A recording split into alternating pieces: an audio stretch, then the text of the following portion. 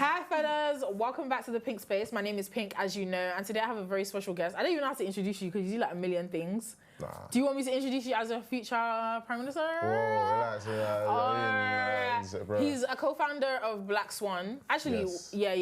That's a good title. Black Swan. What is Black Swan?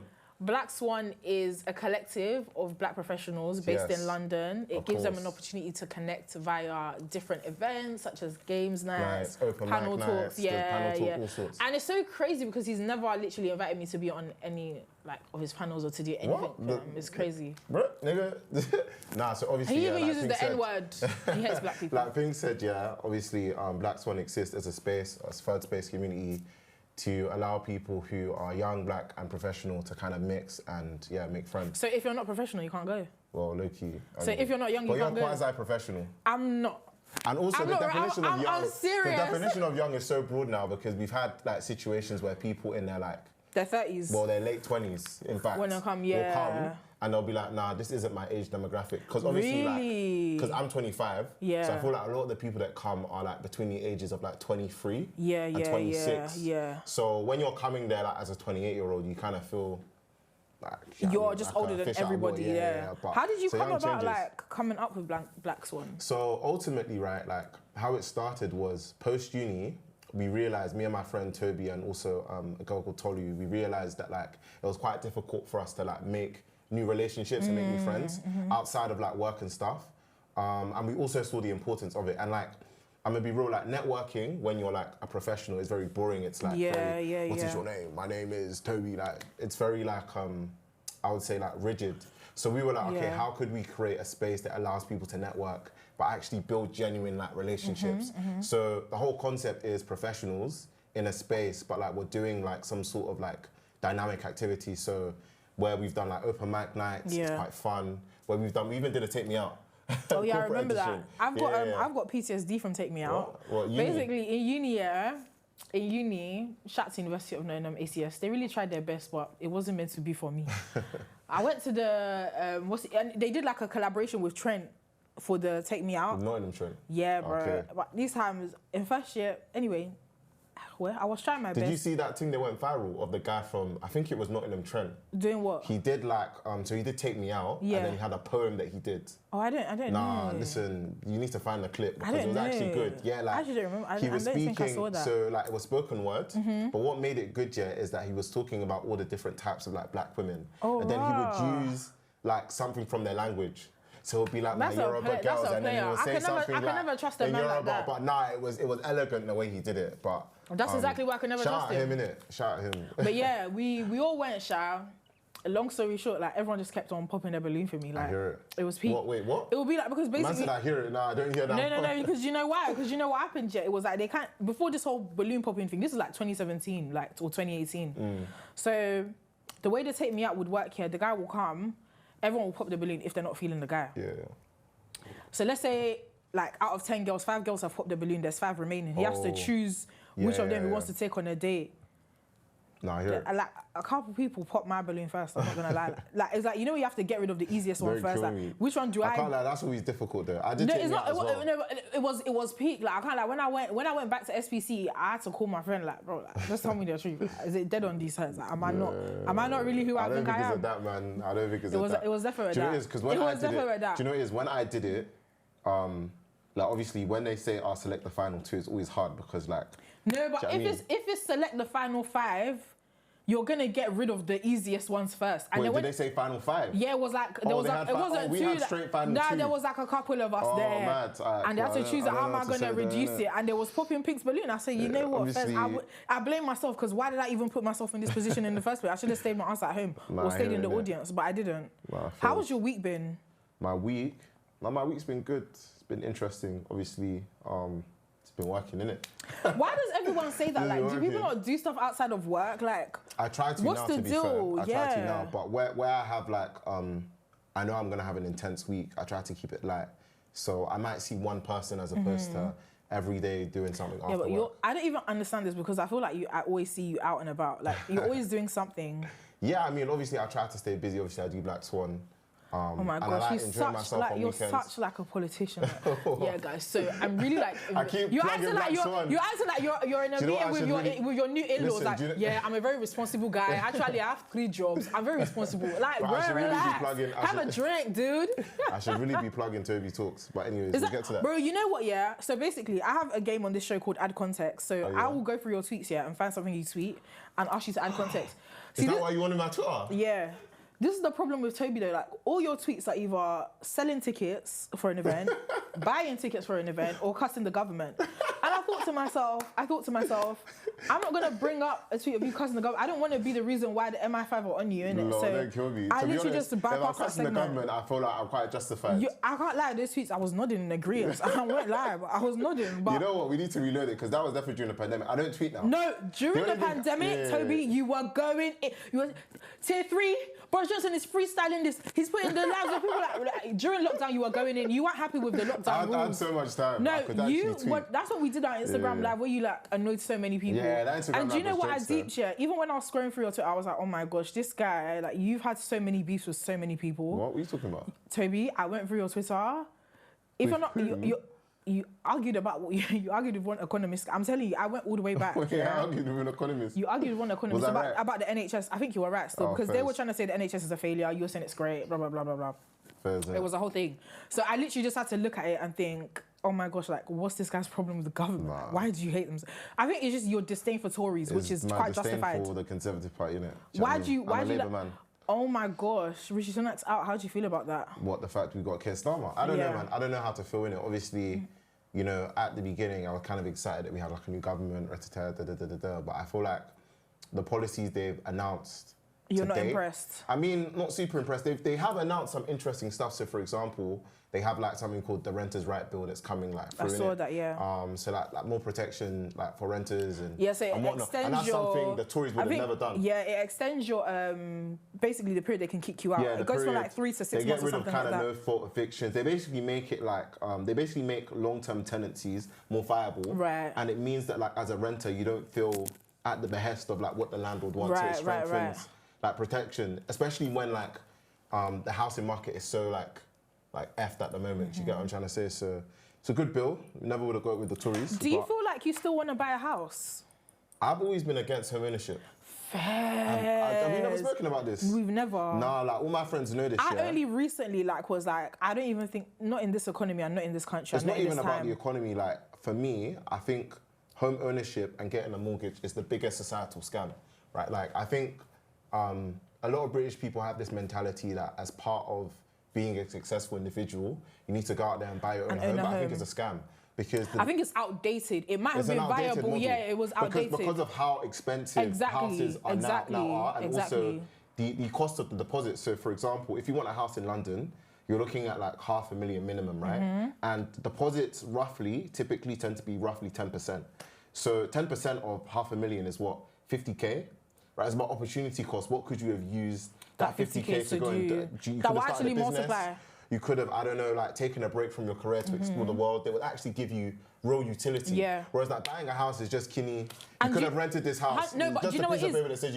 Even when you rent it, by the time you rent it out, and you've done all the, landlord, my something broke, my this broke, my that broke. True. By the time they pay back the rent, you're not even making profit. You're just paying back the mortgage. True, you know. So it's no longer even a viable, profitable business anymore. I have a blog post where I talk about this, and I just like break down like the cost of owning a home and how like in the UK, there are a lot of reasons why it doesn't make sense.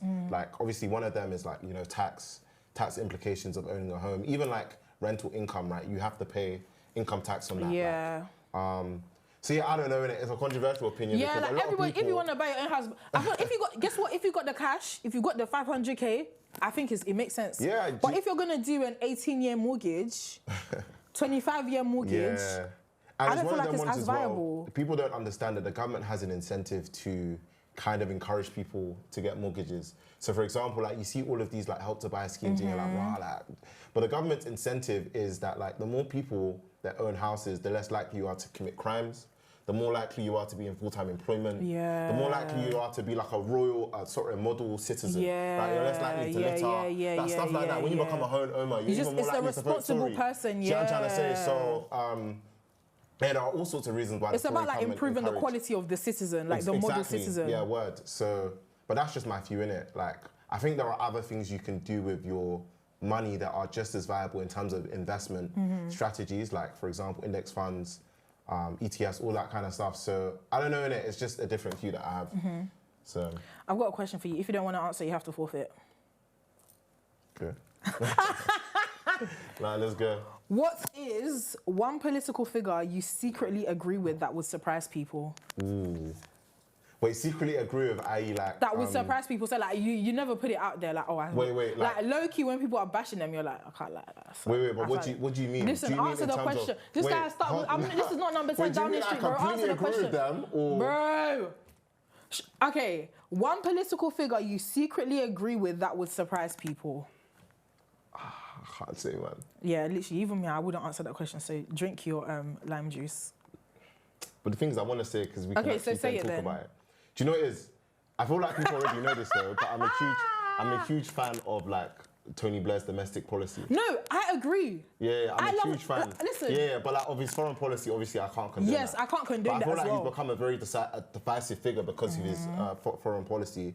But I feel like if you look at what he did domestically, like he transformed the UK. He did, but I feel like the issue that a lot of people have with Tony Blair is like, Tony Blair was like a soft Tory. He was like let me see how I can appeal to both parties, but that was the only way he was going to win. Up until 97, we had a Tory government. Like, we did, if he positioned himself like a Killer Manny, Corbyn never would have banged. Yeah, no, even in Corbyn's time, Corbyn didn't bang. Yeah, no, of course. Because he was too... They thought he was too much of a hard Labour guy. I take issue with people who see Tony Blair as a Tory because I think you have to understand that Tony Blair was so successful that he basically made the Conservative Party change their outlook. And now they are almost falling over themselves to agree with him. Like back in 1997, the Tories argued against things like minimum wage. Minimum wage, Labour policy, maternity leave, paternity pay, right? Like before, men couldn't like get leave for free to go and look after their children.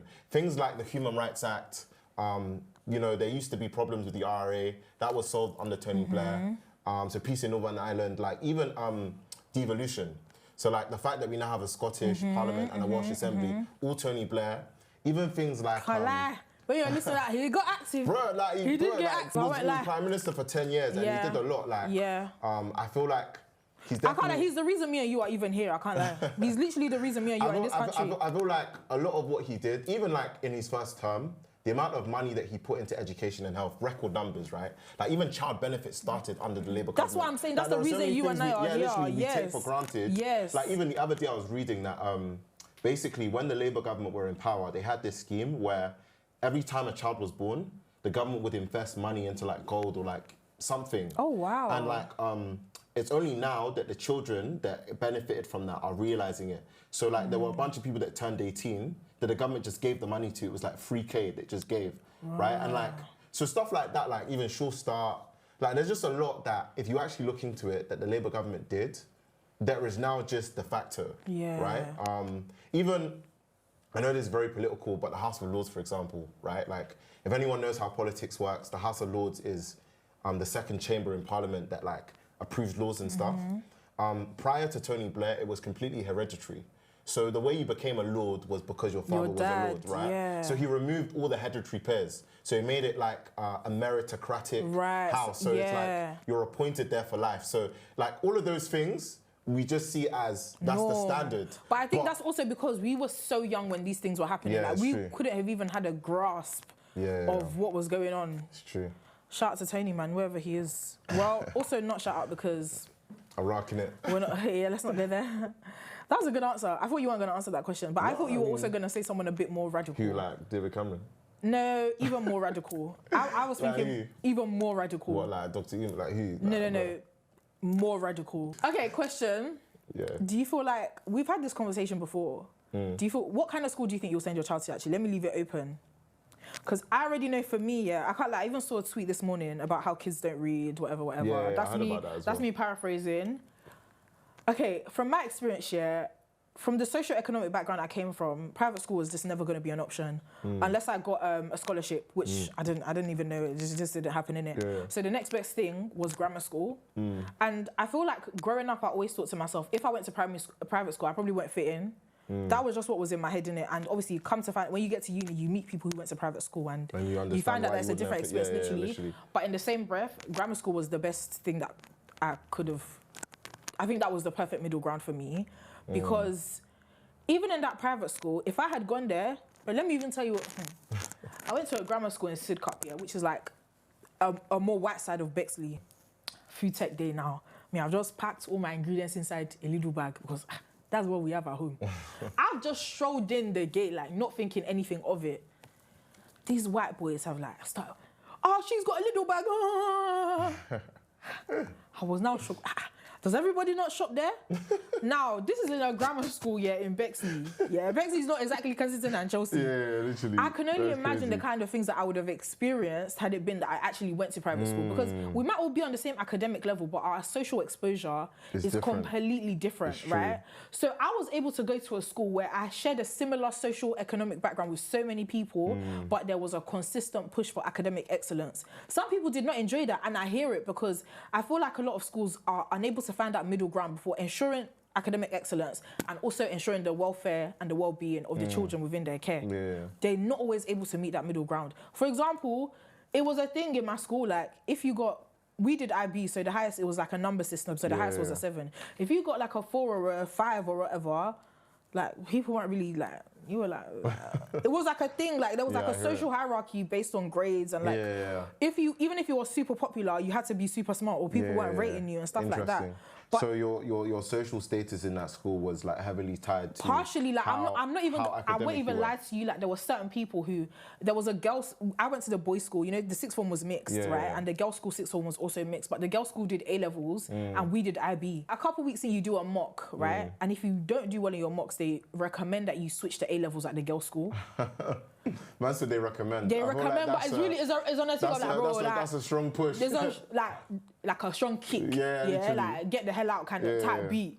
So a couple people like ended up having to move or maybe they just kind of allowed them because they were internal, they'd been there from year 7, whatever, but you could feel that the energy was like, people might talk to them, but people were snobs. People were snobs in the school. I can't like we'd all still be getting on the 96 back to Bexley Heath, but ultimately, right, like as toxic as that environment sounds, those are the kinds of environments where you, like, you know, you get academic excellence from all of the students. Unfortunately, yes. But at what cost? Is it really worth it? It's true. It's true. Because I think about it now, like, those kids, I still remember some of them. And I wonder, like, I was just lucky, and even me, I'm very sure that I have some kind of neurodivergence, but they just kept on pushing me. Because I was doing well in school, it was like, they just keep on pushing you that you're good, bro. It depends on what you believe, like, education should be about. Like, is education about, like, academic grades? Because if that's the case, then I'm pro-grammar school because they tend to produce better grades than most, like, other schools and stuff. That is true. However, like, I sort of take more of a holistic view where I feel like education isn't just about your grades, it's also about, like, the values that are instilled in you, 100%. The confidence that you build. Your readiness for the real world. Exactly, right? And to be honest with you, the reason why I'm anti-grammar school, and I think you know this already, is because typically where you find grammar schools, all of the surrounding state schools tend to be really bad. Yeah, so that's a good point. The policy at the moment is that no new grammar schools are allowed to start. Like, the Conservative Party toyed to bring them back. Labour were actually the ones that got rid of, like, new grammar schools being able to start, because statistically on paper, where you have grammar schools in an area, all the state schools will be bad. Yeah. And also as well, I think there's this idea that, like, grammar schools are a place where a lot of poor kids who are really smart go to. That's what happened. That's actually what it was. No, but that's your experience. But typically what tends to happen is it tends to be a lot of sort of middle-class kids who were able to pay for tutoring. And, like, tutoring for the 11 plus. They're the ones that are typically able to go. So you know why that's so crazy? That is so interesting because I genuinely think it's based on location. Like, for example, where I'm from here in Bexley, we have so many grammar schools. There's so many. There's Chisensid. Dartford is in Kent, but it's still kind of the same area. There's Beth's Grammar, there's Townley Grammar, there's Bexley Grammar. There's so many, so it's kind of like, and we're all poor. Like, okay, you might have a few, like, family, like, we're all working class in Bexley. So I think that's why my experience was so, like, all of us are, like, like, all of us. Bro, like, we will be doing each other's hair in the canteen, going to chicken, and, like, it was so normal for us. But I can imagine being in a different environment where 1 in, like, 30 schools is a grammar school, and we're all fighting for those spaces in that one. Bro, it's going to be... What do you think about Brampton Manor? Because they're not a grammar school. they're not. But they have a lot of, from what I understand, they practice a lot of the things that a grammar school would practice. In terms of after school revision, morning revision, they're as intense. Their sixth form is selective as well. That's the thing, like, even using grammar school as a general word, but the word is really selective. Like some schools are just selective. Like if you don't get the grades, bro. I remember the entry for the sixth form I went to was 4 A's and 3 B's. Okay. That was the entrance. So it wasn't even, to me, that wasn't even that bad. Because my whole secondary school experience, I'd only been to grammar school. I've never been to a grammar school. So for me, like, that was normal. And even when I got my GCSEs, this is part of what I'm saying, like, a part of the negatives of going to a grammar school. I was so sad. I got an A star, 7 A's and 3 B's, I still remember. Okay. And I was sad because I wanted to get all A stars. First. Those grades were cold. Like, they were so good. They were good grades. They were so good. To be honest, my brother's the same, so... shout out him in it, but when he did his GCSEs during the pandemic, and obviously they didn't sit the exams, so they were given like, you know, fictitious grades. So we got all 9s, but in 2 subjects they gave him an 8, right? Like obviously new grading system in it. So he was like, how he wants to resit. So it's not like an A-star or something like that, yeah. 9's beyond an A-star. So he was like, he wants to resit the I was like, bro, that was me. Move on. Yeah, no, that was literally me. Because at that age, when everyone else around you is doing so well, and like, you know, there's sets in school, bottom set, top set. Yeah, when you're you know you're better than someone and they're getting higher grades, you're like, 100%. I want to sit that I want to do this again, like 100%. That's literally how it was. I struggled in school. Like I didn't, when you're hitting a certain threshold, I don't think people... It was hard for me, but I just kept on making it by. That making it by was above average, but it was still hard. And I feel like if I wasn't making it by, maybe I would have gotten a bit more like attention or help. I was thinking about it yesterday, yeah. My primary school was really small. There was 30 children in each year. It wasn't like a 3A, 3B, like different classes. It was one small class. It was in the middle of Abbey Wood, so it just packed with black kids. Like there were 3 white people in my whole year. I still remember them: Casey, Chris, and Shane. I said Casey. We had a Casey as well. Do you get? And even Casey, I think she was mixed, but there was like literally all black kids. But what they did, was they separated us by table. So there'll be top table, then the middle tables, then the lowest table. Yeah, that's what they did in primary school as well, I remember. That was a bit mad though. Like, do you know, even from then, like, you knew what tables were the tables where people needed support. But that was a bit crazy. It was a bit embarrassing to be on that table. It was a bit embarrassing. Like, at the beginning of the school year, they would do the tables. And I'll tell you, one time, I was on the second highest. My mum came to school.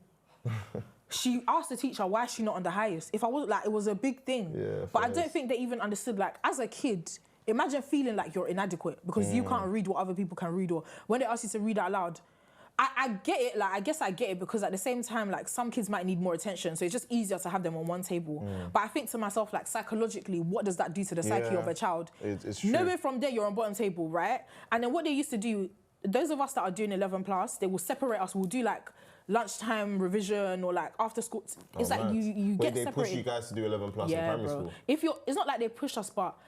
Like I said, Bexley has a lot of grammar schools, so there's like a culture. I feel like there's an academic culture. Like even during summer, they used to make us do this 6-week reading challenge.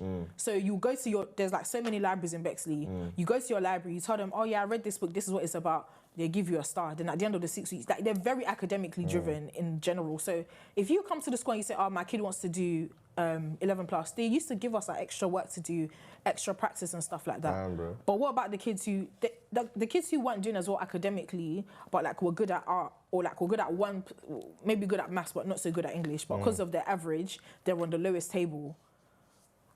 That's not cool. Yeah, it's not cool. It's sad, isn't it? Like, that's actually not cool. It's interesting because, like, you could make the argument that intelligence is partially like biological, right? Yeah. And some people just like need slightly more support than others. Yeah. But how do you balance like needing to educate everyone That's the question. Needing to make sure that the people who are the brightest and best can actually achieve their potential? And those who need a bit more help can actually get that help. But also schools are understaffed as well. Yeah, schools are understaffed. I mean, obviously in my school we had sets in it, like we had bottom set, middle set. What, even in primary school? No. Well, no, in primary school, what they used to do, when we got to like year 5 and 6, for English and maths, and I think science, you would have to go to a different class. Yeah, so you know how in primary school you had like a teacher, they'll make you go to... Yeah, so that's what they did for us as well. Yeah, in year 5, what they'll do is like early in the morning, for my first few class, they'll put me in year 6. Yeah. I'll be on the year 6 bottom table, and that will be like my first couple of periods. So like for me, my school experience is interesting because I went to 3 different schools. Oh, rah. So like I went to a school called Blackie Bluecoat. Shout out anyone that went to that school. Oh my gosh, I used to hear and about. And it got closed down. Yeah, I used to hear about. So I had to leave in year 9. And then I went to a school called UTC, which was even worse in my opinion. Yeah, and then I ended up at Woolwich Poly for 6th form. But when I was at Blackie Bluecoat, they had sets. And like, I would be in top set for maths and science, but I was always in bottom set for English because I'm dyslexic in it. So like writing and reading and all those kind of things didn't even come naturally to me. And what's so funny is that the other day, I found the dyslexia assessment they did in it, like when I was slightly older, maybe in year 10. And they were like, bro, like, we don't know how this guy's learning. Like, this guy can't even like read, like, blah, blah. Yeah. And I got support and stuff, ret-a-tear. But I remember when I was getting that support, I felt so stupid. I felt like, rah, like, why am I being taken out of like my fucking French lesson to be doing classes with this woman? Obviously now as an adult, I see the value in that. And I would always say that's like the best way. Or what they gave me was perfect. However, at the time I was thinking, yo, this is long. Like, why am I being singled out for being dumb? Like, Yeah. But like, I feel like, I don't know, like, not that I was mature enough to have had that conversation, but they should have said that to me. They should have been like, look, you're not stupid, but we want to get you up to speed with everyone. But they don't. They just put you in a particular class, and you kind of have to deal with that yourself psychologically. But you need to ask me a question for forfeit. I just literally just remembered that after when you didn't ask me. I have this question. So obviously, Pink, you're in the industry now. Right? I'm not though. Listen, like I'm on the periphery, but I'm not in there. When people ask me who do you know, I know Pink. I know Pink. That's my claim to fame. No, so my question is, what influencer in your industry is the most overrated?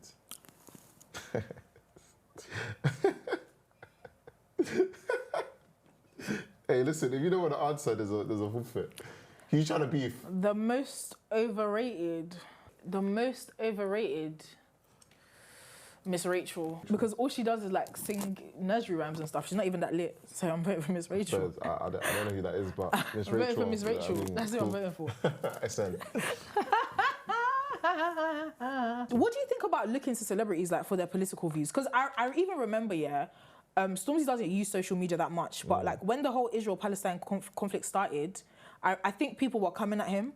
So then he posted a dump and was like, bro, like, social media is not, like, I'm actually active in real life kind of thing. Like, I'm always going to be on the side of the oppressed type thing. Yeah, fairs. But what do you think about looking, because I think for me, the turning point was like NSARS. I used to be so much like, bro, like, speak up, like, something's happening to your people, like, speak up, speak up, speak up. But do you know what, Toby? I have to think about it like this. If these people get cancelled, because I don't know who they have, what corporations they have ties to, if these people cannot feed their families, if the Nigerian Secret Service or the DSS is inviting them, because Tiwa Savage got invited for questioning, and guess what? Oh, fairs. If DSS invite you, bro, you better make sure that you're good because they don't play. Am I the one that's going to be telling her, oh, don't worry, Tiwa, be strong? No. So I feel like initially, my whole thing was awareness. Like, if something's going on in your country, and at the end of the day, that's my principle, innit? No matter what's going on, I feel like it's my duty and it's my responsibility as a citizen of the world to raise awareness about it or to show care or concern. But I don't have as much to lose. I don't have millions of dollars to lose. Do you know what it is? I don't have family that I'm feeding right now. I personally hate like performative activism. Yeah. So as much as I feel like it's important to raise awareness and it's important to share like content about what's going on like across the world, oftentimes I feel like people feel vindicated by doing that. So they feel like they've done their part in ending whatever global conflict is going on by sharing a post. And like, when I think about like all of those like atrocities that are going on, like it makes me feel bad. Like I feel terrible that like I'm in a way complicit. Like the fact that I benefit from, you know, a British citizenship. Yeah. I'm living like, you know, 100%, like luxurious life, whatever.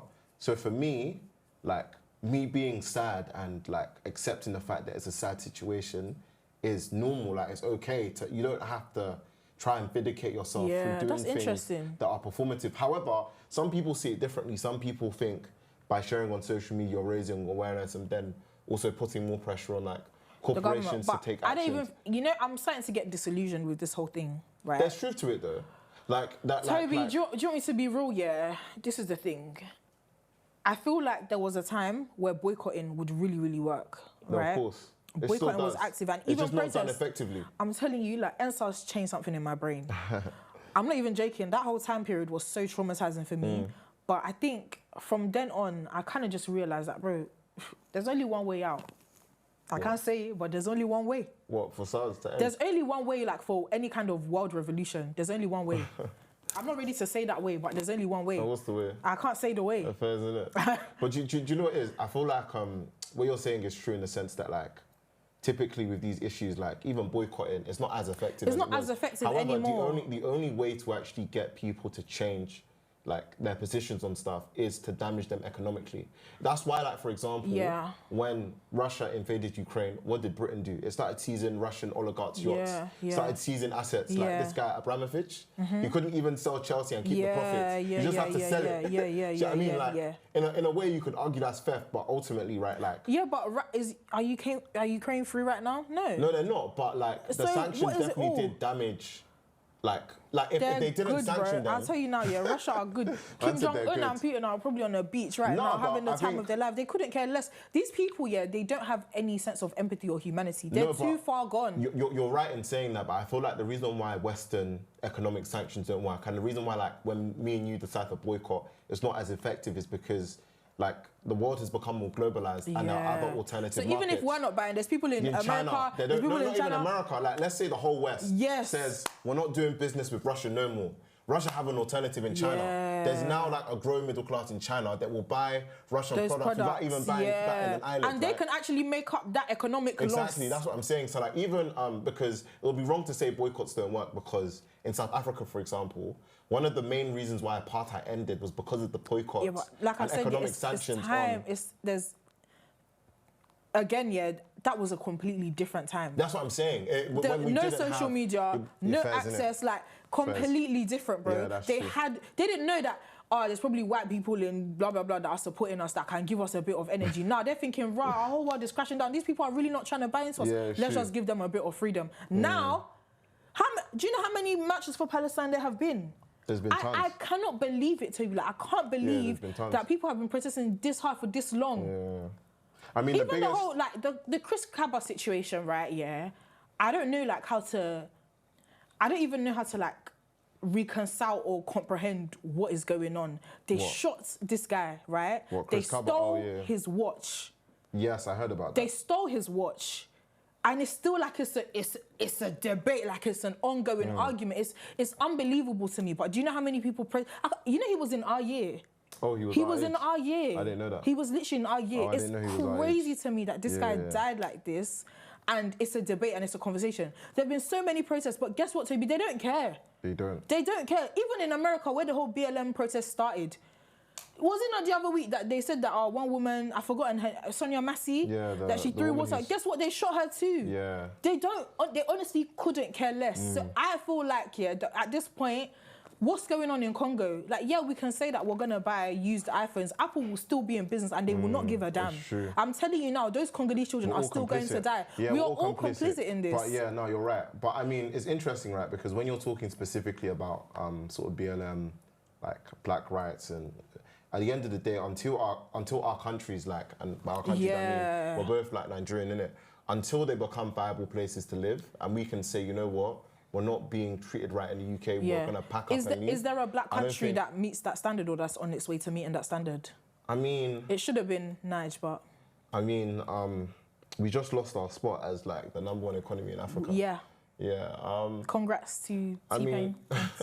Congrats to the Nigerian population. I'm not really well versed in Nigerian politics, right? But there are a different school of thoughts. There are some people who believe that Nigeria shouldn't actually exist as a nation.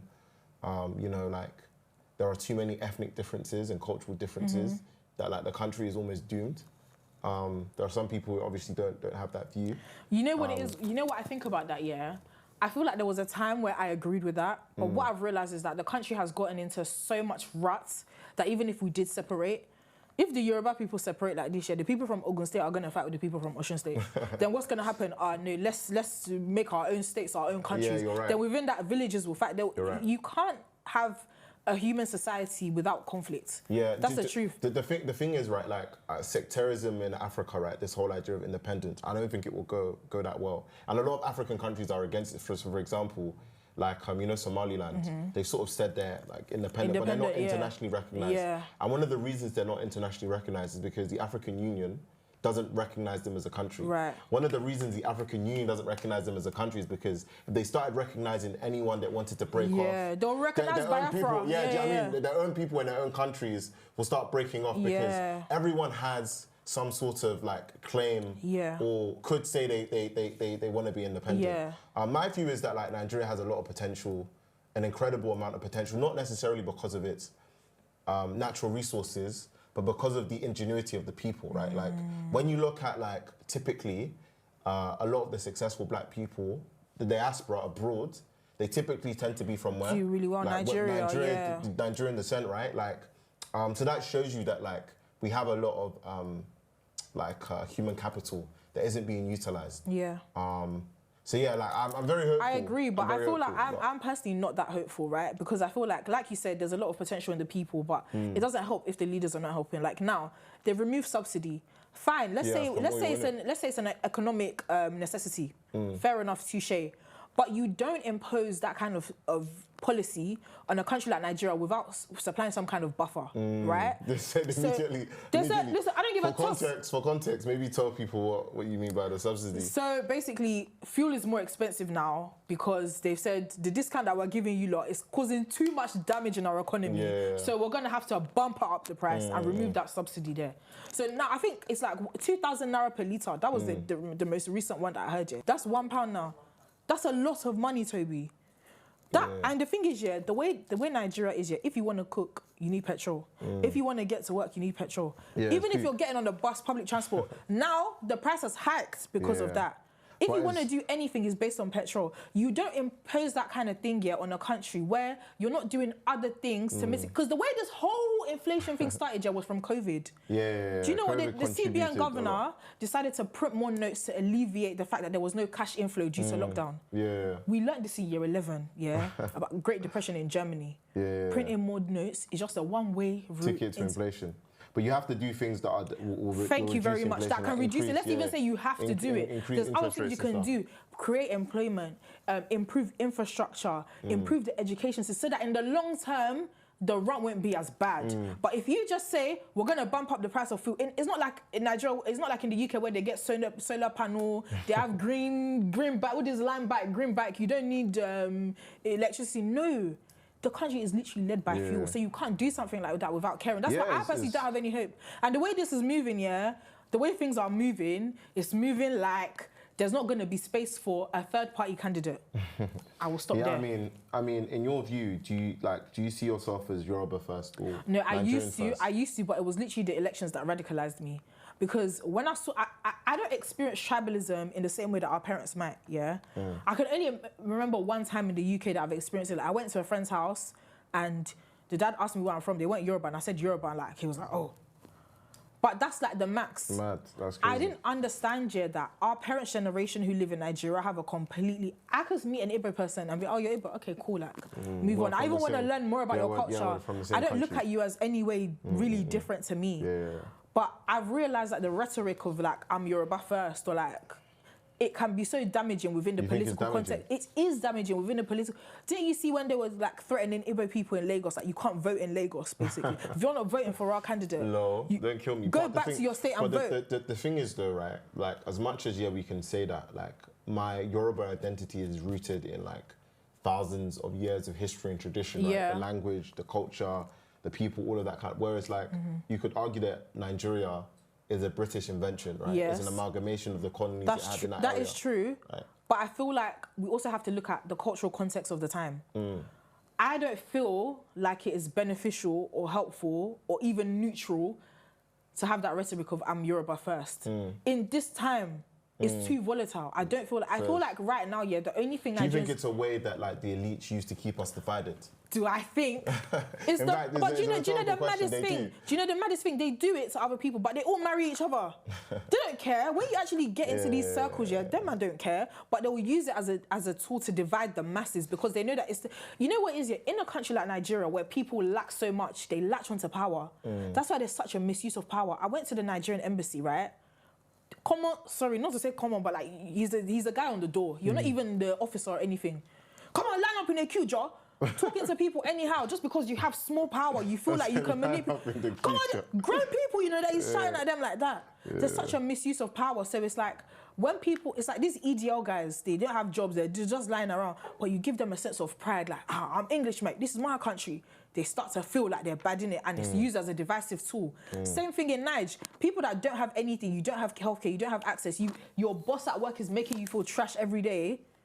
There's a bit of pride in feeling like, I'm Yoruba, Lagos is mine. It's a psychological tactic. It's literally psychological. Like, it's the kind of nationalism we sort of complain about as like black British people in this country. It's literally harmful cultural chauvinism. Like, it doesn't benefit anybody, but it's just a tool like, don't worry, if you vote for us, don't worry, you're on our team. Like, you're on the winning team type of vibe. But super interesting. It doesn't actually benefit you in the long term to be on the quote-unquote winning. You're losing, mate. That's what they don't get. You're losing, but you think that because you're Yoruba, because you're Igbo, because you're this, or because you're that, you're winning. What? Sorry for you. I'm learning more about like Yoruba culture now. Like, I'm learning how to speak it. Obviously, taking trying to take out of Pink can speak Yoruba fluently. Second question. Name one aspect of religion or politics that you think most people get completely wrong, but you can't publicly admit. One aspect of religion or politics that you think most people get completely wrong, but you can't publicly admit. If I can't publicly admit it, well, you're going to admit it today is the point. Politics. I know what you're going to say.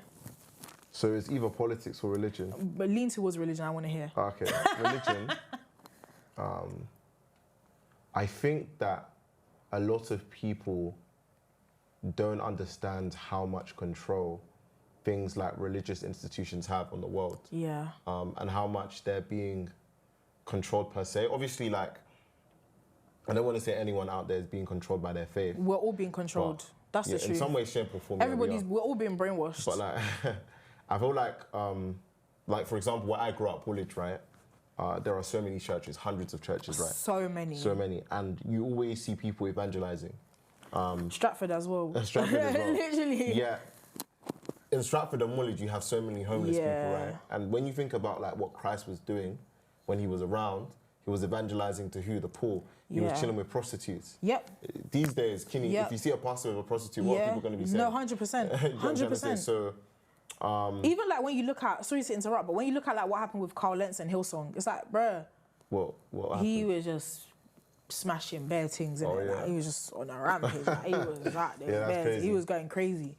I get it, like, okay, maybe step down from your position of power because you're meant to be leading people and you're not leading them the right way, you're not a good example, but people abandoned him. Fair, isn't it? That completely goes against what your faith says. But the one thing I always tell people, is that I personally can't follow any religion that says that I can't have my heaven on earth. Like any religion that says I need to die to enjoy or I must be suffering so that I can enjoy when I'm dead, I don't want to be a part of that. I don't even believe in hell. Like, I don't even know if there's anything after. Like, we actually don't know. Well, obviously no one knows, innit? Nobody actually knows. It's blind faith. That's it. The thing is, but I feel like there's a beauty in that as well. There is a beauty in that, and that's what makes us human. Religion, or the fact that we can believe in things that don't exist tangibly, is what makes us human. Yeah. And there's a reason why we've been able to create the world that we've created, right? Like, you can't convince a monkey to give up his bananas today so he can go to banana heaven. It's impossible. Yeah. The monkey will not buy it. But our brains are wired to almost believe in concepts that aren't true. Like even a country you could argue is fictitious, right? Laws are fictitious. Yeah. What is a border really? What is a border exactly? Right. It's just a land that people have said. But this ability to almost believe in fictional things and almost make them part of our reality is what makes us human. Yeah. And it's what's beautiful about life as well. But personally, any pastor or any religion that says to me that I must be suffering in order to later die, I must die before I enjoy. Yeah. You have to enjoy. Meanwhile, do you know the maddest thing is that a lot of the pastors that say this, they're enjoying their own life. I said a video to Toby the other day. Yeah, one pastor just looked like an airstrip in his new church for his private jet to land. I was like, you know what? Yeah, crazy, some of you man are really enjoying it. I feel like for me, the problem with humanity and religion is that there's just not an. It links back to colonialism, to be honest with you. My understanding of religion is it's just like a cultural interpretation of God. So that's why, like, in Asia, you might see Buddhism, you might see Hinduism, Christianity, whatever. All these different cultures have come to a different understanding of God, which is even in Yoruba religion, like, you'll see that as well. But like you said, you know what, the monkey analogy you gave, that's literally what happened to Africans. They looked at us and said, you know what, hear what I'm saying. Like, I hear all the if thing in it, but come do what I'm doing. And if you don't do it, I'm gonna badge you up in it, like, straight like that. So let go of what you're doing. So what you'll find in a lot of Yoruba cultures, like diasporan Yorubas will be like they like to act like we're so like religious and stuff. But if you actually go back to Niger, you'll find a lot of people that still practice Ifa and like Yoruba culture, but maybe they do Christianity on the outside, or they'll do both. Like Yorubas are naturally religiously fluid. Religiously fluid, or they're more open-minded than the typical. Yeah, West but do you know what the problem is though? I think Yoruba people have probably done one of the best jobs at preserving our culture, even though it's not where it needs to be.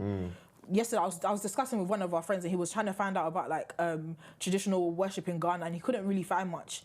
Yoruba, you won't find much, but you will at least find a couple, especially like a lot of African Americans. Our pantheon was preserved, innit? Not as well as it should have been, because there's so many gods that we don't know about. Like we only know about like the main 7, maybe. Like there's hundreds that we don't know about. I guess Yoruba was an oral tradition, innit? It was like, literally, and which has its own problems. But I just feel like the way our generation, like our understanding, are ignorant. Let me even use the opposite. Our ignorance of like Yoruba culture. We all think that like human sacrifice. Like, a lot of people will be surprised to find out that human sacrifice is a taboo in Ifa, but nobody wants to even type it into Google because you're scared that the spirit will jump out at you from the Google tab. The human sacrifice always gets me because what the Christian community will say is that human sacrifice is demonic and it's you're going like to use primitive. the Jesus example. Was Jesus not a human sacrifice? Fair dues, no, but even if you say, okay, man. You know what, Jesus weren't the Jews doing animal sacrifice too? Fair dues, man. I can't lie, fairs. But I just feel like for me, it's like the miseducation of like who we are as a people. Yeah, of course. I feel like for me, until you're ready to. Christians will be Christians, isn't it? Like Hindus will be Hindus. People will follow whatever religious path they're already on. Yeah. And I think a lot of it is fear factor. You don't want to look outside.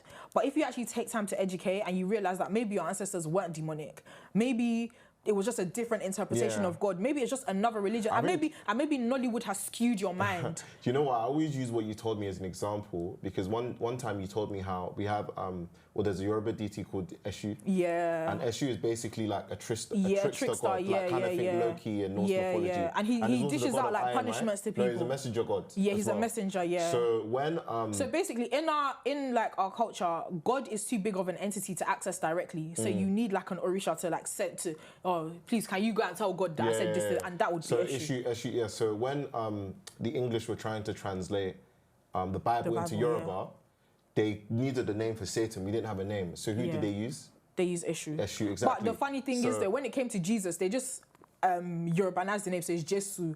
Or like first. Like they just. But so why didn't they just say like Devili or something like that? Do you know what I mean? Like it was a conscious decision. It was a conscious decision. A deity that we had to make our traditional religion seem evil. Yeah, and they were successful at that because now even people our age, I kind of allow our parents because they don't have access to a lot of information that we do. But I feel like our generation, maybe the next generation will be the one to like actually be able to step out of the box. I feel like the one thing that we need to understand is that like Western religions or Abrahamic religions see the world in a completely different paradigm. Way, yeah. Like they see life on earth as temporary. Yeah. Whereas like if you look at like I guess the Yoruba traditional religions, we believe in reincarnation. We believe in reincarnation and we believe that this life is everything. So the way you live now determines, and there's nothing you do that's the devil's fault. It was you, bro. It was you. We don't even have a concept of hell. Yeah, we don't. We don't have a concept of hell. You just keep on coming back until you become a good person. I've read a lot about Yoruba culture and how like we don't really believe in punitive justice. We believe more in restorative justice. Yeah. Like we don't believe in like killing someone as punishment, for example. Like we see that as. Which is why even like the culture of beating your child and stuff, like it was actually foreign to us, but here we are now. Anyway. We're gonna just do our forfeit questions and then round up. Okay, your fault. Okay, is it my fault? Okay, it's my turn. If you had to scrap one country's government and start again, which country would you choose? One country's government? Yeah, to scrap, like start from Kim Jong-un thing, kill everyone and start again. Obviously, it would. He's mad, you know. I've been reading about North Korea. We'll talk about that another North time. Korea is nuts. But obviously Nigeria, just because I want to see that country get better. The country grow and get better, yeah. The powers that be won't allow you, though. Of course not. I don't think any government would allow themselves to be overthrown, innit? But yeah. Yeah, but it's worked in. It's worked in like Niger. Mali, you know, there's they've taken let's see how it goes. Because the CIA are really plotting, man. Do you get? Like, apparently, I saw he survived another assassination attempt. And stay strong, bro. And stay strong. Keep on fighting you, man. I can't remember his name for the life of me, right? But there's one Palestinian guy who's in prison now, and like he was really he was like part of Fatah, which is like a Palestinian liberation movement. They're more moderate than like Hamas and other groups. But he used to sleep in a different bed every night because he was fearful of assassination attempts. I hear it. I would do the same. That's what I need to do if I was a political figure. Bro. Every night I'm sleeping in a different bed. I can't believe they bust Julian Assange. I thought he was gone. Yeah, words. He's a white man. It's true. Man said he's home free in Australia. Nah. If they had the case was too public for them to have killed him. Do you think they care though? What? Do you think they care? They care about what? Bro, Jeffrey Epstein's case was public. Yeah, they killed him. He's not gone. Who cares? Jeffrey Epstein had dirt on everyone that was rich and famous. That's the whole point of WikiLeaks. No, but WikiLeaks just exposed like US like military operations and showed that they had done mad stuff that were illegal. Like Epstein had dirt on almost every super top. So it could have been anyone that took out Epstein. That's true. Do you know what I'm trying to say? Like, we don't even know who it could have. Julian Assange, he already leaked everything he needed to leak. Who would I would choose Nigeria as well. I would choose to scrap and start again. I would choose Nigeria. I can't lie. I hear it. So I have a question. What's the rudest thing you've ever said to someone? I know you have a sharp tongue, so... Why does everyone think that I'm so nice? I was in secondary school and I told somebody that if they like... I don't even remember saying this, but somebody told me that I said it in it, and it sounded like something that I would have said in my old days. I can't say it, man. Take that shot, man. Yeah, I hear it. All right, I'm good. Okay. Your last question. My last question is, who do you have a crush on? I can show you. You don't follow him. No, it's fine. This guy. I like men that are a little bit different. No one likes a simple man, but yeah. No, I don't mind simple men, but like I just like them to be a bit jazzy. I hear it. Do you have any last words for the kids out there? Stay away from crime, stay in school. Make sure you read your books, man. Make sure you read your books. Read your books, bro. And pray every day. Thank you guys for watching The Pink Space, and I'll see you next week. Bye, guys. Bye.